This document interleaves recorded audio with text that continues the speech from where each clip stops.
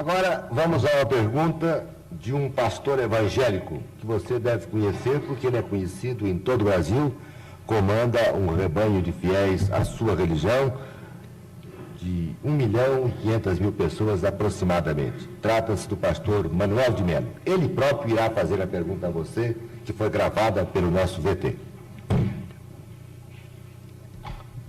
Meu caro Xavier, meus cumprimentos. E convidado por esse programa e pela sua direção para lhe formular uma pergunta, quero fazê-lo com muito agrado, com muita satisfação, por conhecer você através da literatura, da sua fama, e que ninguém de consciência tranquila pode negar as suas qualidades mediúnicas.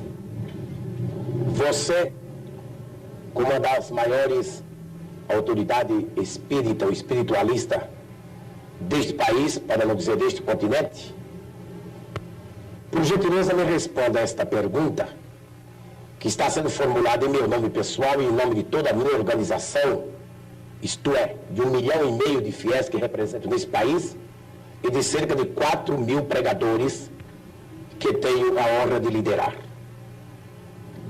O Espiritismo, Xavier, tem um ponto que se choca profundamente, teologicamente falando, com os princípios bíblicos que defendemos nós, os evangélicos.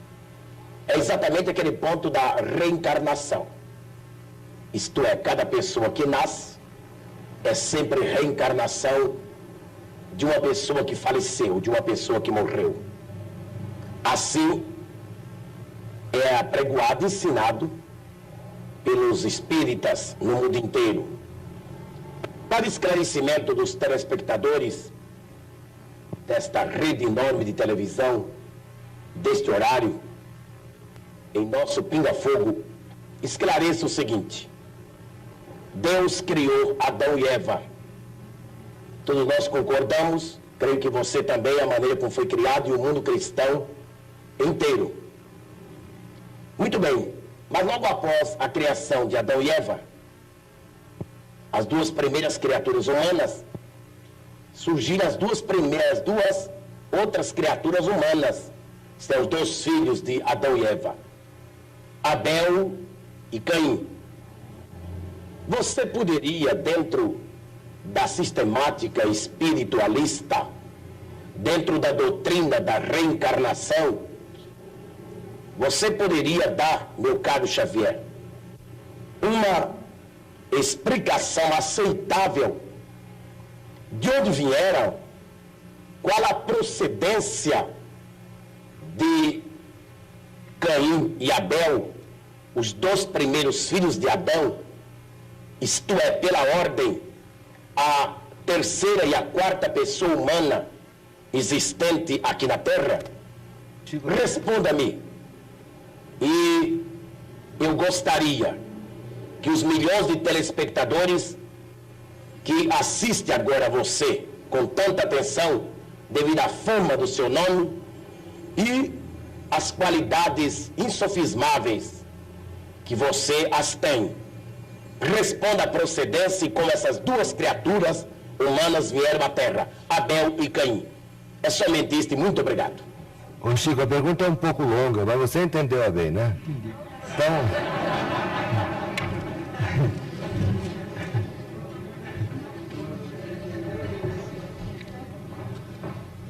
A pergunta do nosso caro amigo, que nos interpela a respeito do texto bíblico, está emoldurada de tamanho carinho que inicialmente nós agradecemos esse tom de fraternidade e ternura humana com que ele emoldura a questão para se dirigir a nós. Muito obrigado ao nosso caro pastor evangélico, senhor Manuel de Melo, que nós todos admiramos como sendo o orientador desse grande e brilhante movimento que é Cristo para o Brasil. mas sem desejar fazer contra-perguntas, porque às vezes a contra-pergunta não é uma prova de consideração para quem perguntou, mas a Bíblia é o nosso livro santo, livro de todos os cristãos. Nós, os espíritas evangélicos, nos detemos no Testamento Novo para compreender a essência dos ensinamentos de nosso Senhor Jesus Cristo e daqueles que o sucederam, os apóstolos da causa evangélica. Não temos maior intimidade com o Velho Testamento, entretanto pedimos permissão ao nosso caro pastor evangélico, senhor Manuel de Melo, para considerar que no livro de Gênesis, no capítulo 4, versículos 16 e 17, vamos encontrar uma questão muito interessante para nossos estudos em conjunto, porque nós todos somos estudantes das letras sagradas. O capítulo 4 trata, por exemplo, da união de Adão e Eva para o nascimento dos seus 3 filhos, Caim, Abel e Sete. Sabemos por esse texto, o capítulo 4 do livro de Gênesis de Moisés, que Caim exterminou Abel. Entretanto, nos versículos 16 e 17, nós encontramos uma informação muito curiosa, a informação de que Caim, em se retirando da face de Deus, se dirigiu para uma cidade ou uma terra chamada Nod, onde ele desposou aquela que foi sua esposa e teve com ela uma grande descendência.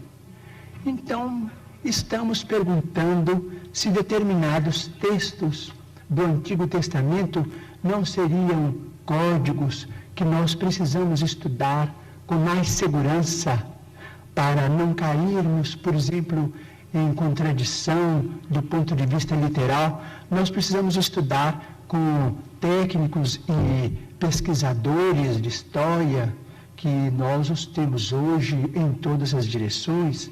Digo isso com o máximo respeito, porque se Caim matou Abel antes do nascimento de Sete, mas casou-se numa cidade chamada Nod, onde encontrou a sua mulher, aquela que foi sua esposa, e com ela teve uma grande descendência, o assunto exige estudos especiais de nós todos, porque segundo a criação no jardim edênico, a família inicial teria sido constituída pelas 4 pessoas às quais se refere o nosso caro pastor evangélico, senhor Manuel de Melo, Adão, Eva e os 2 filhos primeiros do casal. Vamos estudar então a questão com respeito à reencarnação. Mas o Manuel de Melo tem que estudar também, né? Todos nós. Então vamos chegar a algum lugar.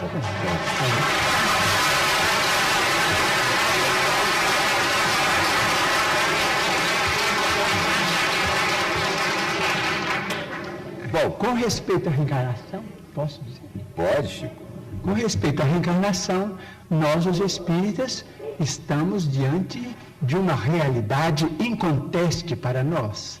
Normalmente, na vida mediúnica, temos assistido, nestes quase 45 anos de espiritismo evangélico à luz dos princípios kardecianos, a desencarnações e reencarnações.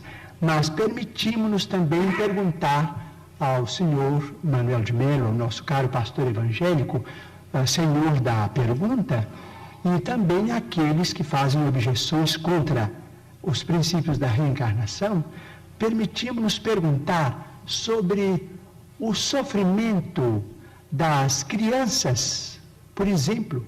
Não vamos nos referir aos adultos, porque seria alongar muito a resposta, mas vamos pensar nas crianças. Por exemplo, nós, os espíritas, muitas vezes encontramos determinados casos de suicídio, e às vezes suicídio acompanhados de homicídio, ou às vezes apenas de homicídio. Mas vamos encontrar esses problemas do complexo de culpa levado para além desta vida, e depois esse complexo de culpa renascido com aquele que é responsável por ele através de sofrimentos que só podemos entender através da reencarnação. Por exemplo, muitas vezes temos encontrado, por exemplo, irmãos nossos suicidas que dispararam um tiro contra o coração e que voltam com a cardiopatia congênita ou com determinados fenômenos que a medicina classifica dentro da chamada tetralogia de Fallot. Nós vimos companheiros que quiseram morrer voluntariamente pelo enforcamento e que voltam com a paraplegia infantil, comumente chamada de enfermidade de Lytton. Nós vemos muitos daqueles que preferiram o veneno e que voltam com malformações congênitas, com problemas miopáticos, com o mixedema, aqueles que às vezes violentam o próprio ventre e que voltam também sofrendo as tendências e que às vezes acabam se desencarnando com o chamado infarto mesentérico. Nós vemos, por exemplo, aqueles que preferiram morrer pelo afogamento para se retirarem da vida num ato de rebeldia contra as leis de Deus. Vemos, por exemplo, aqueles que preferiram o afogamento e que voltam com o chamado enfisema pulmonar. Aqueles que dispararam tiros no próprio crânio e que voltam com tantos fenômenos dolorosos, como, por exemplo, a idiotia, a acromegalia, quando o tiro, vamos dizer, quando o projétil alcança a hipófise, porque nós estamos em nosso corpo físico subordinado ao nosso corpo espiritual. Então, principalmente nos fenômenos, os fenômenos decorrentes do suicídio por tiro no crânio são muito dolorosos, porque vemos a surdez, a cegueira, a mudez congênitas, e vemos este sofrimento em crianças incompatíveis com a misericórdia de Deus, porque nós sabemos que Deus não quer a dor. Diz Emmanuel, se Deus quisesse a dor, Ele não teria nos dado anestesia através da medicina. A dor é uma criação nossa. Chegamos ao além com um determinado complexo de culpa e pedimos para voltar ao corpo, trazendo as consequências de nossos próprios atos menos felizes. Então, pedimos ao Senhor Manuel de Melo, nosso caro pastor evangélico, que tem trabalhado tanto e cujo mérito nós todos reconhecemos e reverenciamos, para pensar conosco nestes problemas. Muito bem.